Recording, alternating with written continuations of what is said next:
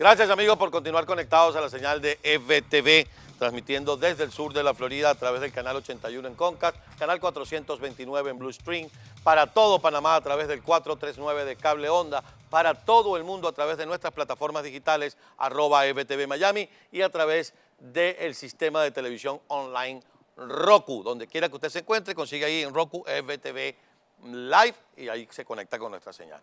Antes de irnos a la pausa estábamos revisando la prensa colombiana y veíamos con profunda preocupación y con profundo dolor lo ocurrido durante este fin de semana que dejó como saldo 7 policías muertos y un grupo importante de heridos en un acto que se adjudica el llamado Ejército de Liberación Nacional, la guerrilla del ELN. Tenemos en línea y nos es muy grato poderla recibir, aunque las circunstancias no lo sean, a la senadora Paola Holguín.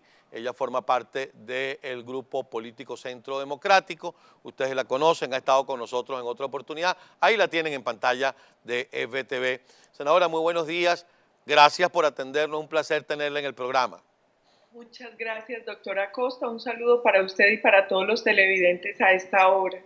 Bueno, lo primero que quisiera es sus comentarios acerca de algo que hacía rato los periodistas no transmitíamos felizmente, que es el tema de estos atentados contra las fuerzas del orden, como lo es con la policía colombiana, y que además tenga como origen la guerrilla del ELN, tomando en cuenta que se estaba comenzando, o que el presidente Santos nos decía que estaba por comenzar una mesa de negociación como la que hubo en La Habana y que le permitió a la FARC sentarse en el Congreso de Colombia. ¿Cuáles son sus primeras impresiones con relación a esto? Nosotros estamos sumamente preocupadas. Es lamentable la situación que se está viviendo en Colombia. Nosotros registramos con dolor el asesinato de los policías en Barranquilla y luego 2 policías más en Soledad. Todo esto sucedió en el municipio, en el departamento del Atlántico, y esto es simplemente resultado del mal ejemplo. Con el ELN hace ya un par de años que se viene negociando en Quito y el ELN está haciendo lo mismo que hizo la FARC, y es posar de políticos en una mesa de negociación mientras continúan asesinando soldados y policías, extorsionando y traficando droga.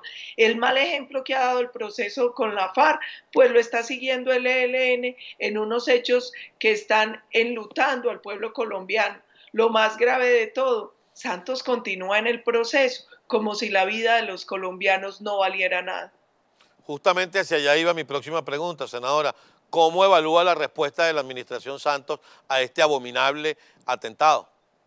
Santos es muy bueno para quejarse por Twitter, pero muy malo para gobernar y para actuar con la firmeza que se le exigiría a cualquier mandatario, cumpliendo su obligación constitucional de defender la vida y la integridad de los colombianos. Santos no deja de quejarse en las redes, pero continúa con una posición alcahueta frente a las estructuras criminales que están llenando de dolor y muerte al pueblo colombiano. Este fin de semana además se incautaron explosivos en Antioquia, 850 kilos de explosivos en un pequeño municipio del suroeste, y hoy lo que uno tiene que decir con dolor es que el proceso con la FARC fue un mal ejemplo de impunidad que debilitó la institucionalidad y que hoy tiene fortalecidas a todas las estructuras criminales, a las estructuras de la FARC que hoy denominan disidencias, al ELN y a las BACRIM como el Clan del Golfo. ¿Qué exigen ustedes como parlamentarios y como servidores públicos de Colombia al presidente Santos de manera inmediata? Le exigimos de manera inmediata firmeza. Nosotros hemos pedido que todos los procesos tengan como condición el cese unilateral de toda actividad criminal por parte de la organización con la que se vaya a sentar. La desmovilización y el desarme son el punto de llegada, pero el cese de toda actividad criminal por parte de estas organizaciones debería ser el punto de partida. Pero da muy mal ejemplo que se negocie con ellos mientras ellos continúan en las actividades criminales, asesinando, secuestrando y provocando y realizando todas estas actividades terroristas que siguen realizando en Colombia. ¿Qué información tienen ustedes? Porque hasta hace muy poco los periodistas venezolanos reseñábamos que el ELN y la FARC hacían de las suyas en Colombia, pero tenían como aliviadero vivir hasta en el Fuerte Tiuna, fue el principal fuerte militar venezolano en Caracas. Esto se mantiene según las informaciones que usted pueda manejar, es decir, los grandes jerarcas del ELN, los grandes comandantes están tomando whisky en Caracas. Permanentemente se ha denunciado presencia de miembros de la FARC y del ELN en Venezuela.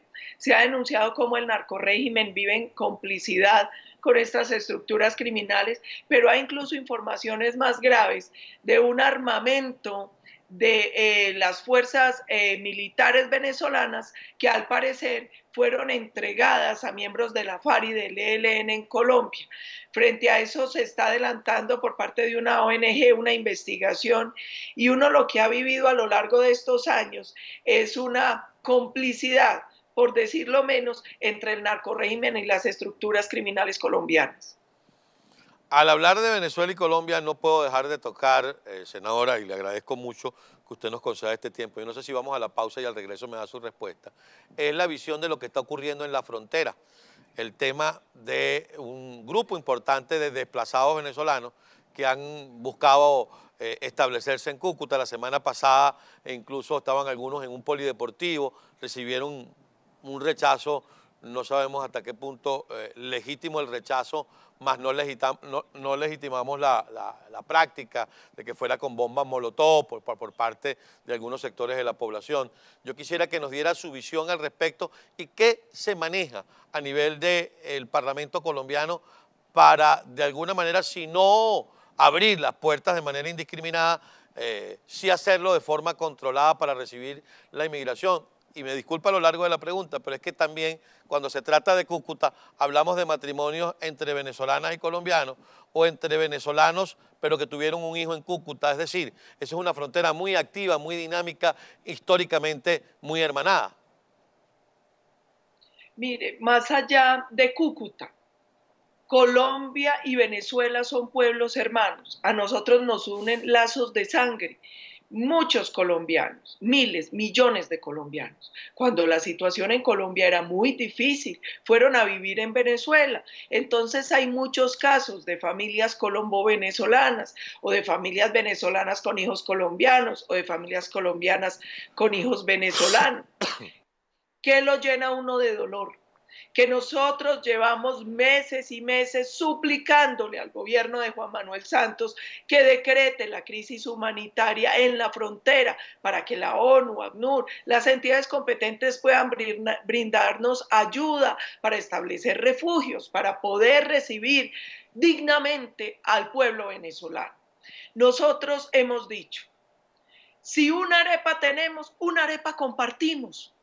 Hoy Colombia está viviendo una crisis institucional, económica y social muy grave, pero eso no es excusa para cerrar las puertas a un pueblo hermano. Además, porque parte de la crisis que hoy vive Venezuela es culpa del gobierno colombiano, de Juan Manuel Santos y de la complicidad y de la alcahuetería de nuestro gobierno con el narcorrégimen, conociendo el gobierno, la relación de Nicolás Maduro, de Diosdado y de otros miembros de la cúpula venezolana con la FARC, con el ELN y con el narcotráfico. Entonces nosotros tenemos una obligación histórica de sangre, pero también una obligación moral que la tiene toda la comunidad internacional.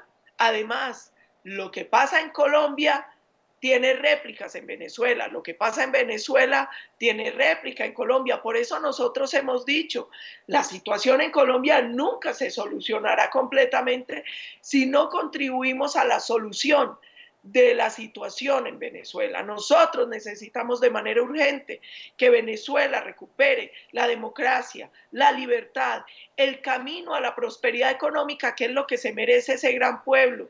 Nosotros no podemos continuar con la complicidad como comunidad internacional con un narcorrégimen que cada día que pasa en el poder se paga con vidas de inocentes del pueblo venezolano.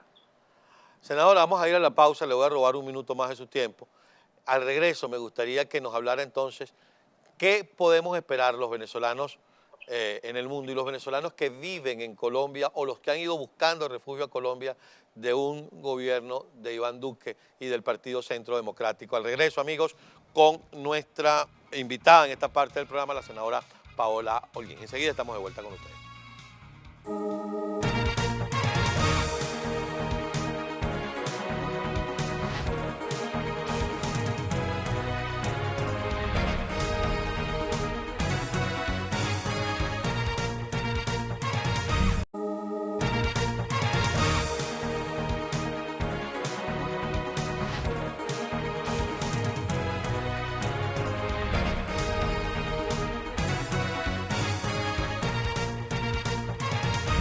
Continuamos, amigos, en la mañana de EVTV. Nuestra invitada en esta parte del programa es la senadora Paola Holguín, la tienen nuevamente en sus pantallas. Antes de irnos a la pausa, le preguntaba como una inquietud, ¿qué esperamos o qué podemos esperar los venezolanos del mundo? ¿Y qué pueden esperar los venezolanos que han salido desplazados hacia Colombia en búsqueda de alimentos, de medicina, quizá de poder montar un ranchito, una casita en algún lugar y de conseguir un empleo de un gobierno de Iván Duque, que entendemos será el candidato del Partido Centro Democrático?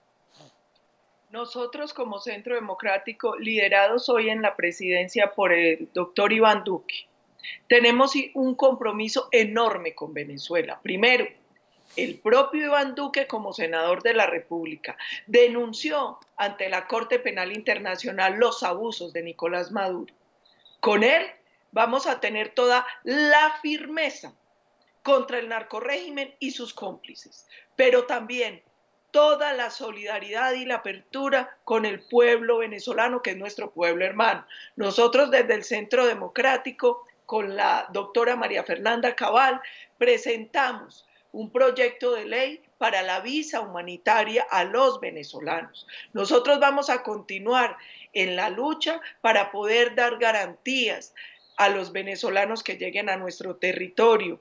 Pero también vamos a tener toda la firmeza contra el narcorrégimen, porque nosotros necesitamos de manera urgente que Venezuela recupere la democracia, las libertades, que recupere rápidamente esa capacidad económica, productiva que tenía hace algunos años. Ese es el compromiso de Iván Duque, ese es el compromiso del Centro Democrático. El sentimiento nuestro con el pueblo venezolano es un sentimiento de hermandad, es un sentimiento de solidaridad y de apoyo en todas las horas, no de apoyo en época electoral, como sucede con muchos partidos, como sucede con muchos políticos. Nosotros llevamos años en esta lucha y no vamos a descansar en la lucha hasta que Venezuela no sea libre, hasta que no salgamos de ese régimen que está causando dolor y muerte a los venezolanos, pero que también ha atropellado a miles de colombianos, que ha sacado forzosamente por la frontera,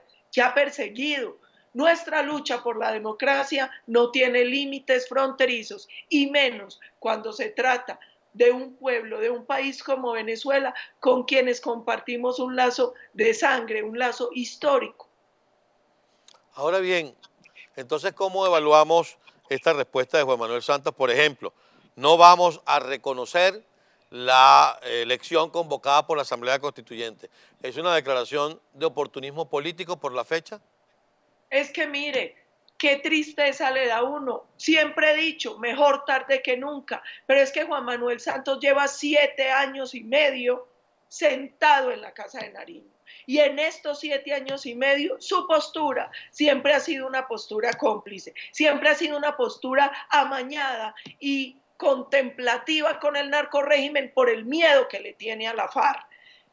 Qué bueno que no la reconozca, pero es que igual ni el pueblo ni el Congreso colombiano las iba a reconocer. Nosotros en el Congreso hemos tenido una postura clara de desconocer todo lo que el narcorrégimen impone por fuera de la democracia. ¿Cuáles elecciones? ¿Elecciones con qué? Elecciones sin libertad, elecciones con presos políticos, elecciones con esta persecución permanente. Si se llama elecciones, tiene que ser elecciones con todos los presos políticos libres, con todas las garantías democráticas, no esas farsas de elecciones que de tiempo atrás viene montando esa dictadura en Venezuela.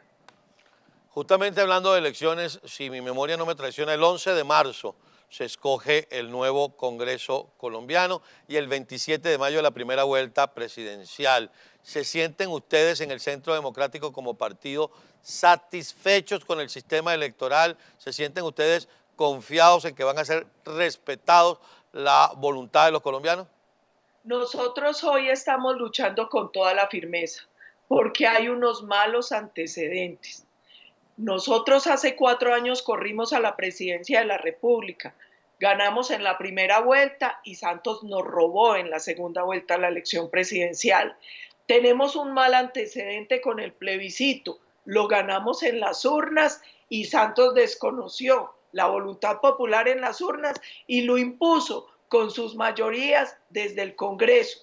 Tenemos otro mal antecedente. La Constitución en Colombia dice que cuando se violan los topes en las campañas políticas hay pérdida del cargo y pérdida de investidura.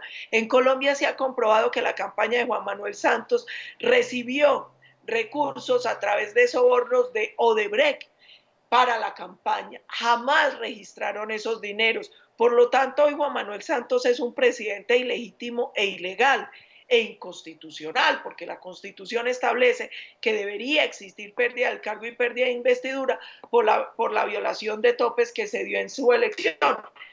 Sin embargo, sigue ahí. Por eso nosotros estamos haciendo un esfuerzo enorme para que la votación sea masiva, para tener un testigo electoral por mesa, pero también un llamado a la comunidad internacional para que nos ayuden a vigilar de cerca el proceso en Colombia. Ahora, el 27 de mayo es la primera vuelta presidencial. ¿Ustedes creen que hará falta ir a una segunda vuelta o creen que pueden concretar alianzas que les permitan derrotar a el gobierno de Juan Manuel Santos en una primera vuelta?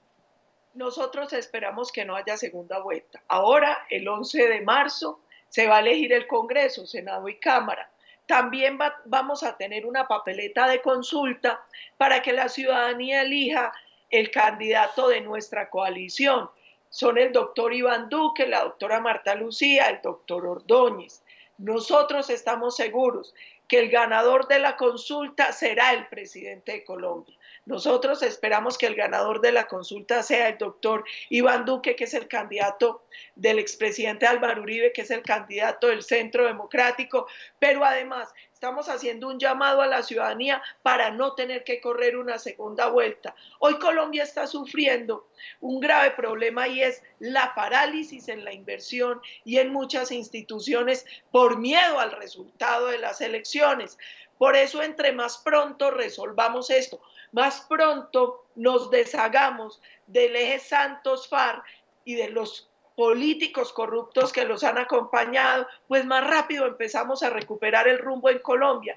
Cada día que ganemos es importante para nuestro país. Por eso el llamado a los colombianos es votar masivamente el 11 de marzo y votar masivamente en la primera vuelta a la presidencia, porque hoy el riesgo que tenemos de que gane el eje Santos-FARC y que nos impongan un modelo similar al que destruyó a Venezuela es muy grande.